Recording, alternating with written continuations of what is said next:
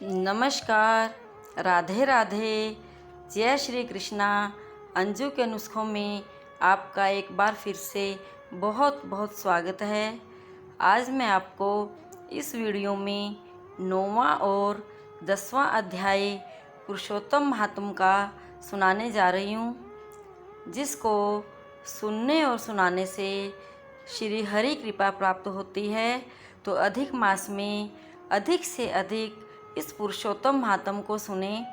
और अब मैं इसको 9वां अध्याय शुरू करने जा रही हूँ। इससे पहले कि आपने मेरे चैनल को सब्सक्राइब नहीं किया है तो सब्सक्राइब कर लें, वीडियो को लाइक और शेयर ज़रूर करें। तो 9वां अध्याय। सूत जी कहने लगे कि इसके बाद नारद जी विस्मय युक्त हो मेधावी ऋषि की कन्या का वृत्तांत पूछने लगे। नारद जी ने पूछा, हे प्रभु, फिर उस ऋषि कन्या ने वन में क्या किया? क्या ऋषि ने उसके साथ विवाह किया? नारायण कहने लगे, इस कन्या ने दुख के साथ अपने पिता का स्मरण करते हुए वहाँ आश्रम में रहकर कुछ काल व्यतीत किया। भाग्यवश एक दिन उस वन में अपनी इच्छा से विचरण करते महाकोप वाले दुर्वासा मुनि आ गए। आश्रम में मुनि को आता हुआ देखकर शोक सागर में डूबी हुई उस कुमारी ने उठकर धीरज धारण करके मुनि के चरणों में नमस्कार किया। नमस्कार करके मुनि को अपने आश्रम में लाई। अर्घ्य, पाद्य और वन के नाना प्रकार के फलों से आदर करके मुनि का पूजन किया। फिर मुनि कन्या आदर से कहने लगी, हे मुने, आपको नमस्कार है। मुझ दुर्भागिनी के आश्रम में आपका कैसे आना हुआ? आपके आने से मेरे भाग्य का उदय हो गया, अथवा मेरे पिता के पुण्य प्रताप से मुझको समझाने के लिए आप आए हैं? आप जैसे महात्माओं के तीर्थ रूपी पाँवों के रजकण को स्पर्श कर मेरा जन्म सफल हो गया। जो आप जैसे महात्माओं का मुझको दर्शन हुआ। इस प्रकार कहकर यह बोला, उनके आगे चुपचाप होकर बैठ गई।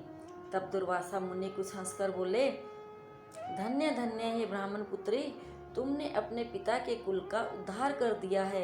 कन्या बोली, हे मुनि, आपके वचनों को सुनकर मेरा दुख दूर हो गया। हे मुनि, आप कृपा कर ऐसा उपाय बतलावें जिससे मेरा दुख दूर हो।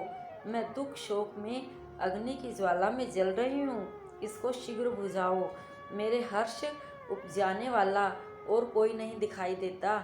मुझको धैर्य देने वाली ना तो मेरी माता है, ना पिता है, ना मेरे भाई हैं। मैं दुख पीड़ित किस प्रकार जीवन निर्वाह करूं? जिस दिशा को देखती हूँ वहीं अंधकार दिखाई देता है। अतः तपोनिधे, मेरे दुख को दूर करने का उपाय जल्दी करिए। ऐसा कहकर वह बाला उनके आगे बैठ गई। दुर्वासा मुनि उसके उपाय के वास्ते सोचने लगे।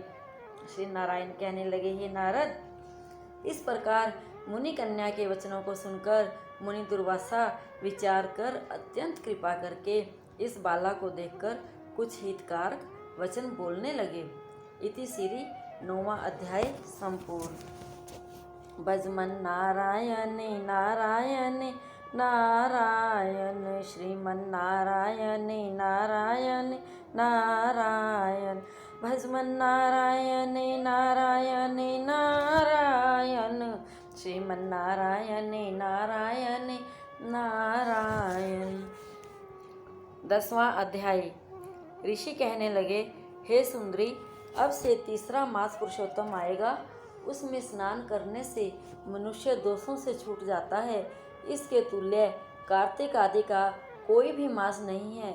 सब मास तथा पक्ष और भी जो पर्व है पुरुषोत्तम मास की 16वीं कला के बराबर भी नहीं है। 12,000 वर्ष गंगा में स्नान करने से जो फल मिलता है और सिंह के बृहस्पति में गोदावरी गंगा में स्नान करने से जो फल मिलता है, वही फल कहीं भी पुरुषोत्तम मास में एक बार स्नान करने से प्राप्त हो जाता है। यह श्री कृष्ण का प्रिय मास है। इसमें स्नान, दान, जप आदि करने से सब मन वांछित फलों की प्राप्ति होती है। इसलिए तुम भी पुरुषोत्तम मास की सेवा करो। मुनिराज कन्या को ऐसे वचन कहकर चुप हो गए। श्री कृष्ण कहने लगे, हे अर्जुन, मुनि के वचन सुनकर भावों से प्रेरित होकर वह मूढ़ बाला क्रोधित होकर बोली, हे ब्राह्मण, मुझको आपके वचन ठीक नहीं लगे। माघ आदि मास किस प्रकार थोड़ा फल देने वाले हैं और कार्तिक आदि मास को कैसे कम कहते हो? क्या सेवा किया हुआ बैसाख मास इच्छित फल नहीं देता? यह तो मल मास सब कर्मों में निंदित है। हे मुने, सूर्य संक्रांति से रहित मल मास को आप कैसे श्रेष्ठ कह सकते हैं? इस प्रकार क्रोध से कहे गए ब्राह्मण की पुत्री के वचनों को सुनकर ऋषि का शरीर जलने लगा और क्रोध से नेत्र लाल हो गए, परंतु फिर भी मित्र की कन्या को श्राप नहीं दिया और सोचने लगे कि कन्या मूर्ख है, अपने हित अहित को नहीं जानती। पुरुषोत्तम का महात्म्य जो बड़े बड़े ज्ञानी भी नहीं जानते, तो कम बुद्धि वाले पुरुष और कन्याएं कैसे जान सकती हैं?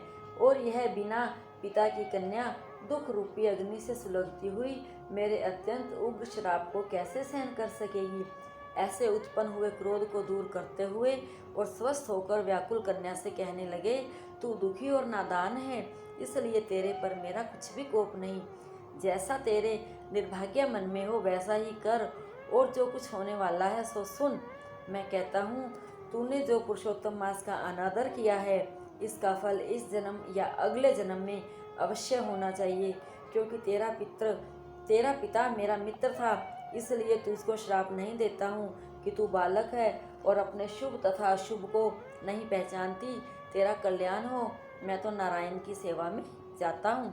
श्री कृष्ण कहने लगे। ऐसा कहकर वह महाक्रोधी तपस्वी मुनि झटपट चले गए और उसी क्षण वह कन्या पुरुषोत्तम के प्रभाव से कांतिहीन हो गई और अपने मन में विचार करने लगी कि तत्काल फल देने वाले पार्वती पति श्री शंकर की आराधना करूंगी।